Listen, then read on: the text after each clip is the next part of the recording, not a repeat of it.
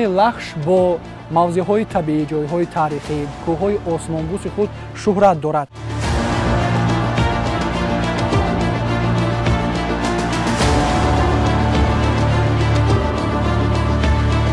имрӯз ноҳияи Лахш ба як мавзеи ободи зебо, ба як мавзеи дилчасп, ба як мавзеи сайёҳӣ табдил ёфтааст.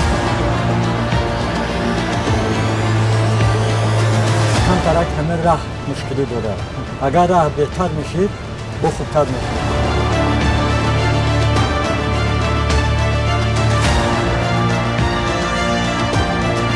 дар муддати аз 10 то 12 дақиқа тухм дохили он мепазад. биёед бинандагони азиз, мо ҳам ин таҷрибаро бо ҳам мебинем.